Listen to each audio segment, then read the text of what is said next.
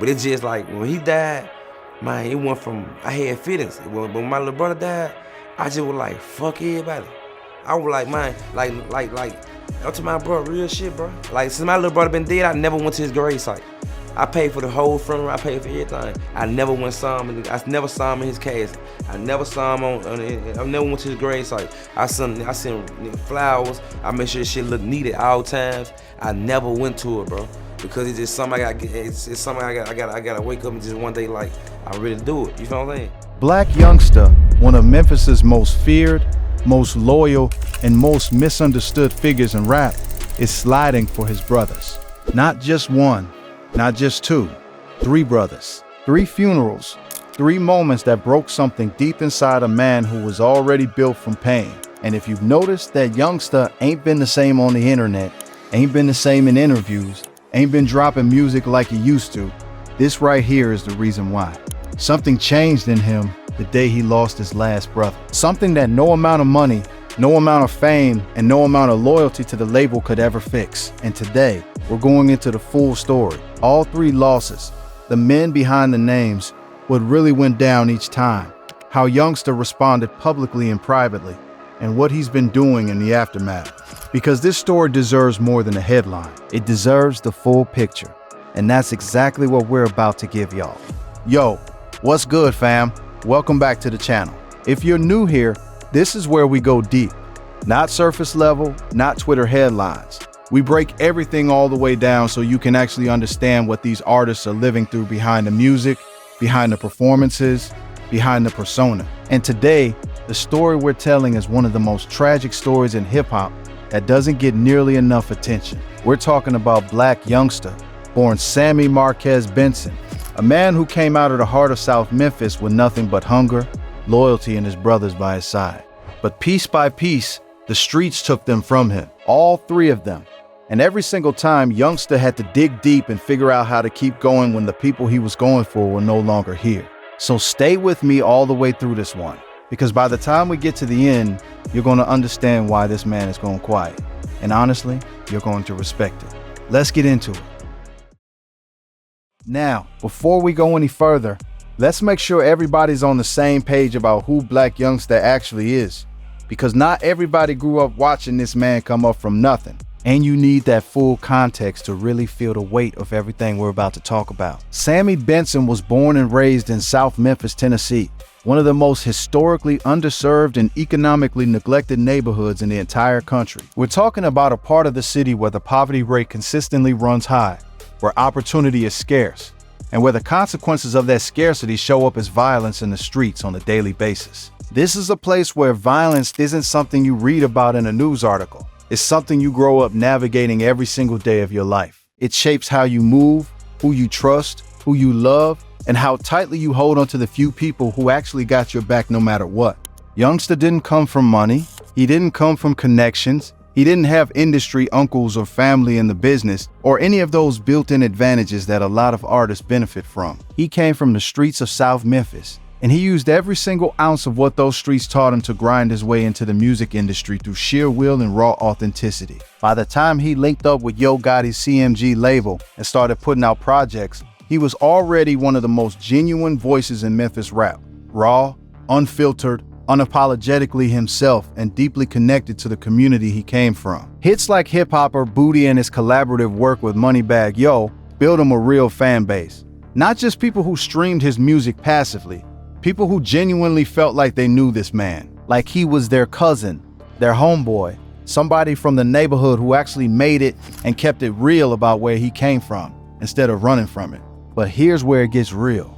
Behind every song, behind every performance, behind every flex on social media, this man was quietly carrying losses that would have destroyed most people from the inside out. Because while Youngsta was building a career and stacking wins publicly, the streets that made him were simultaneously taking away the people that mattered most to him privately. And it didn't happen once. It happened 3 times. 3 brothers, gone in less than a decade. And that is the story that the streaming numbers and the features and the label deals will never tell you. And here's something else worth understanding about the culture Youngsta came from, because this matters when you're trying to make sense of how he's processed everything that happened to him. In South Memphis, And really, in a lot of these tight-knit communities across the South, family is everything. Not just in the sentimental sense of the word. Family is your foundation, your security system, your identity. Your brothers aren't just people you grew up with. They are extensions of who you are. When Youngsta talks about his brothers, he's not talking about distant relatives. He's talking about the people who were there before any of this. Before CMG, before the deals and the tours and the features, before the fame gave him any kind of shield against the world. His brothers knew Sammy Benson before Black Youngsta existed. And that makes losing them a different kind of loss than most grief that gets talked about publicly. Because you're not just losing a person, you're losing a witness to who you were before the world got involved. You're losing someone who knew the real you, the unpolished you, the version of you that existed before you had to perform strength every single day just to keep the industry and the streets and the fans satisfied. That is irreplaceable. And losing it 3 times? That leaves a mark that no therapist, no studio session, no amount of success can fully erase. Now hold up before y'all start thinking this is just another rapper tragedy story, because it is so much more than that. What makes Black Youngsta's situation different? What makes it hit different on a whole other level is the pattern, the relentlessness of it, the way loss kept finding him no matter how far he got from the block, no matter how much he built, no matter how hard he tried to protect and provide for the people around him. And most importantly, it's about what those losses collectively did to him as a man over time, how they changed him, how they quieted him, how they reshaped his entire relationship with the world, with the public, and with himself. Let's break it all the way down, starting from the very beginning. November 2016, Black Youngsta is in the middle of one of the biggest moments of his career up to that point. His name is ringing across Memphis and starting to spread beyond. He's got real momentum, he's got the streets behind him, he's got the label behind him, and it genuinely looks like everything he grinded for is finally clicking into place the way he always knew it would if he kept going. But while all of that is happening on the outside, while the world is watching him rise, the hood back home doesn't stop for anybody's success. The block doesn't pause because you made it. And in November of 2016, the streets reached up and took his little brother Ronnie B from him. Now here's something critically important about Ronnie B that a lot of people don't know. And this is the detail that makes his death hit so much harder once you understand the full picture. According to Black Youngsta himself, speaking in a raw and honest interview he gave with Vlad TV, Ronnie B was one of his younger brothers who was not in the streets, not into gang life, not hustling, not into the dope game, not caught up in any of the things that South Memphis streets can pull young men into. He was just a young man trying to live a regular life. And that detail right there, that fact, is what made losing Ronnie B so devastating in a way that goes beyond the kind of grief most people can even conceptualize. Because when someone you love who's in the life gets killed, as devastating as that is, there's a brutal part of you that understands the environment they were operating in and the risks that come with navigating that world. But when your little brother who made the conscious, deliberate choice to stay out of it, who looked at the streets and said, no, this ain't for me, gets taken anyway, that is a completely different kind of wound. That cuts in a place where nothing can reach it. That's the kind of loss that makes a man question the entire concept of fairness and protection, and whether any of the sacrifices he made actually meant anything. Youngsta didn't hold back his emotions after losing Ronnie B. He went to Facebook and poured his heart out in a post that even now, years later, still hits like a truck when you actually read what he wrote. He told his brother he did everything he promised he would do. He told him he wished he was here to see it. He said he changed his life around. No more robbing, no more selling dope, that he became somebody important, that he wasn't working for food anymore, that he worked for himself now. Think about what it takes to write something like that to a person who can't read it. This is a man who clawed his way out of poverty, who transformed himself, who became exactly who he told his little brother he was going to be. And the one person he most wanted to share all of that with was gone before he ever got the chance to stand in front of him and say, look, I did it. We made it. He's writing a letter to a dead man about the version of himself he became. That is not just grief. That is survivor's guilt in its most raw and unfiltered form. Let that sink in for a minute. Because it is easy to see rappers as larger than life. It is easy to see the videos and the jewelry and the performances and forget that underneath all of that, these are real human beings with real families and real pain. And Youngsta was feeling every single bit of it in November 2016. But the world kept moving. And for Youngsta, moving forward meant keeping Ronnie B's memory alive, channeling that pain into his music and his grind, and holding down the people who were still here with him. He carried that loss and kept pushing, because that's what South Memphis raised him to do. You don't stop, you don't fall apart in public. You hold it down and you keep it moving. At least, that's what he told himself. See, in Memphis, losing somebody to gun violence is unfortunately not a rare thing, but losing a brother, somebody who slept in the same house as you, who ate at the same table, who knew you before the music and before the money and before any of this, that is a specific kind of loss that stays with you at a cellular level.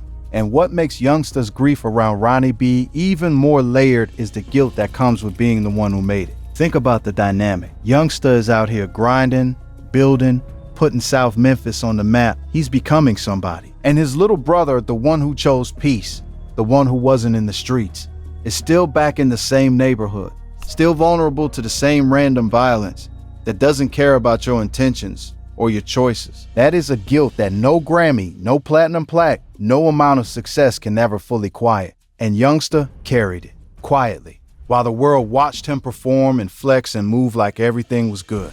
But here's where it gets real spicy, because just when Youngsta seemed to be stabilizing, just when it looked like he was learning how to carry that grief and keep building, 2019 rolled around and the universe hit him with another blow that nobody on the outside saw coming. His older brother, who went by the name Heavy Champ TD, was shot and killed in Miami, Florida. And this loss had a completely different texture to it than losing Ronnie B, because Heavy Champ TD wasn't just a brother in the biological sense, he was also a rising presence in the music world, a rapper himself, someone who was beginning to carve out his own lane in an industry that his brother had already broken into. Think about what that means and really sit with it. This wasn't just Youngsta losing a family member. He was losing a creative partner, someone who understood this world from the inside, the politics, the grind, the culture, all of it. Someone who had real dreams and was actively working to make them real. Now, the specific circumstances around Heavy Champ TD's shooting in Miami are not fully documented in public records, but what is confirmed across multiple credible outlets is that he was gunned down in Miami in 2019 in a shooting. And just like that, without any warning, without any chance for goodbye, another Benson brother was gone from this world. For Youngsta, this loss landed in a different place than Ronnie B's did, because this was an older brother. This was somebody who had been in his corner from the very beginning. Someone who watched him transform from a kid grinding in South Memphis with no resources into a legitimate artist with a real platform and real reach. And now that person was gone. When you lose a sibling who was also your peer in the truest sense, someone you could actually sit down with and have real conversations about life, about music, about where you both came from and where you were both trying to go. That absence leaves a mark on you that doesn't fade. There's a chair that's empty not just at the dinner table, but in every creative space, every business conversation, every victory. Every time something good happens, there's a split second where you reach for the phone to call somebody who isn't there anymore. And what makes the loss of Heavy Champ TD particularly painful from a cultural standpoint is that it happened in Miami, a city that should have represented opportunity, elevation, expansion.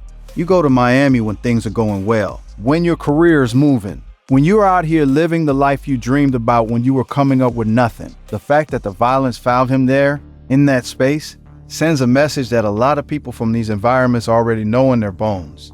There is no safe place. There is no city you can move to, no amount of success you can stack, no distance you can put between yourself and where you came from that will fully protect the people you love from the reality they're still navigating. That lesson hit Youngsta hard, real hard, and it planted a seed of helplessness in him that would grow with every loss that followed. And this is where we start to see the pattern that nobody can ignore.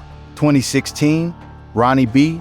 2019, Heavy Champ TD. Two brothers in 3 years, both gone to gun violence, both taken before their time. And through all of it, the world around Youngsta kept spinning like business as usual. The music industry kept demanding output. Social media kept scrolling. Fans kept expecting presence and energy. But underneath all of that noise, something was building inside of Youngsta. A weight, a heaviness, the kind of compounded grief that changes who you are at the core of yourself without you even fully realizing it's happening. The real kicker though, he wasn't done. The universe was not finished with him yet. There was one more blow coming, and when it landed in August of 2023, it damn near broke him entirely. August 18th, 2023, South Memphis, Tennessee, 9:30 in the morning. Youngsta's youngest brother, Tomanuel Benson, was at a BP gas station on South Parkway East, not far from Southside Park, right in the heart of their neighborhood. It was an early Friday morning, the kind of morning where Memphis is just waking up. People getting gas before work, going about regular everyday life. Nothing unusual, nothing that should have ended the way it ended. And then, shots rang out from a passing vehicle. A drive-by, multiple rounds fired into the area around that gas station. One of those bullets found Tomanuel. Witnesses nearby heard the gunfire, saw the vehicle speed away, and within minutes, police were surrounding the scene. Tomanuel was rushed to Regional 1 Hospital. He was pronounced dead upon arrival. Now let me break this down for y'all who might not be from Memphis, because the location matters more than people realize. South Parkway East. This is Youngsta's neighborhood. This is the same community he rapped about his entire career. His baby brother wasn't taken somewhere far from home or in some unfamiliar city. He was taken right there, at a gas station, on a Friday morning, on the same streets they both grew up on together. And there is something uniquely brutal about losing a family member to the very streets you've spent your whole career trying to buy your family's way out of. Because at that point, the question stops being how do I get us out of here, and starts being whether there was ever a way out to begin with. 2 days after the shooting, on August 20th, Black Youngsta broke his silence on Instagram. And what he wrote was not the statement of a composed man. He said he loved his baby brother and told him to rest up. He said he was gone, make the world pay, that nobody was safe, that he was standing over everybody. He said he was ready for whatever came with it, that people shouldn't feel sorry for him because he wasn't going to feel sorry for nobody. That only God knows. And then he closed by saying, life will never be the same, but God got him, and that he was the strongest man in the world. The strongest man in the world. Say that again slowly. That is a man who has just lost his third brother to gun violence, telling himself and the world that he is the strongest man alive. Not because he feels strong, but because he has to be. Because breaking down publicly isn't something he gets to do. Because the streets he came from taught him that grief is private and strength is mandatory. That statement wasn't bragging. That was a man talking himself into surviving another day when everything inside of him was telling him that he had nothing left to fight for. Now, what happened in the criminal investigation matters here too. Memphis authorities named a suspect, Randy Ewing, as the man believed to have fired the shot that killed Tomanuel. A warrant was issued on August 28, 2023, 10 days after the murder, charging Ewing with second-degree murder and 2 counts of attempted second-degree murder. Police offered up to $4,000 for information leading to his capture. And as of the time this was widely reported, Ewing had not yet been apprehended. So on top of the grief, on top of the pain, Youngsta had to sit with the knowledge that the man allegedly responsible for his baby brother's death was still free. Imagine holding all of that simultaneously. The grief, the rage, the helplessness, the public eye watching everything. That combination doesn't just make you sad, it rewires you. Now let's get into the mental toll, because this is honestly the most important part of this entire conversation. You cannot look at these 3 losses separately. You have to look at them as a continuous and relentless 7-year accumulation of trauma. 2016, 2019, 2023. Ronnie B. Heavy Champ TD.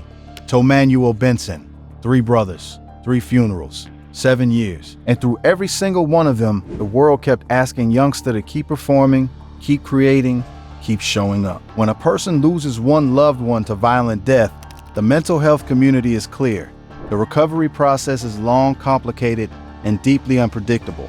When 2 losses happen in close succession, grief compounds. Your mind and your body don't get the space they need to process one before the next one comes crashing in. And when the 3rd sibling is taken, when you've now stood at 3 separate caskets for 3 people who shared your blood and your childhood and your name, something inside you shifts in a way that doesn't fully shift back. That is not regular grief anymore. That is complex trauma.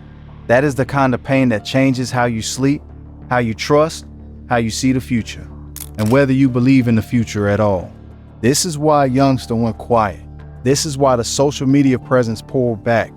This is why the interviews dried up. This is why fans who were used to seeing him loud, present, and unapologetically in your face started noticing something different about him. He didn't disappear because he fell off. He pulled back because some wars are fought on the inside, and you don't live stream those. Just 11 days after Tom Ewell's death, as reported by Revolt TV, he went back to the studio.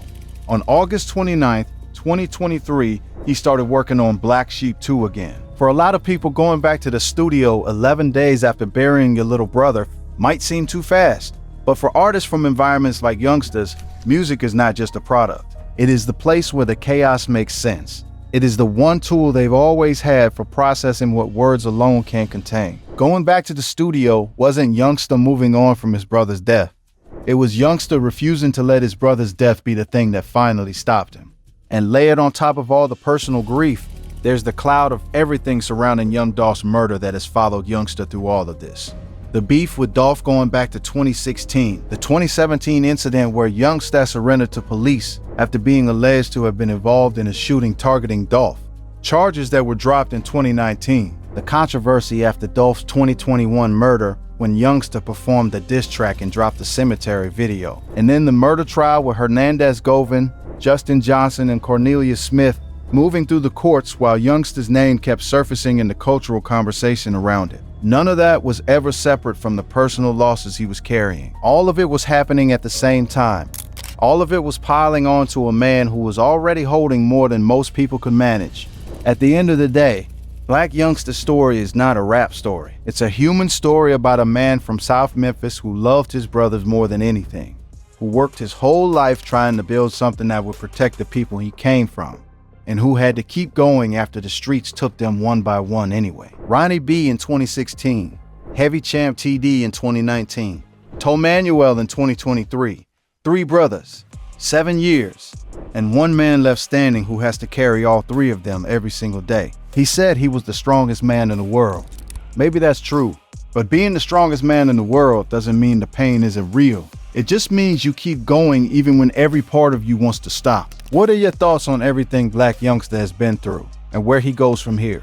Do you think he'll ever fully return to the spotlight, or has this chapter of his life changed him permanently? Drop it in the comments below, real talk only. If this video hit different for you, hit that like button and make sure you subscribe so you don't miss the next deep dive. We got more coming. Until next time, fam, stay up.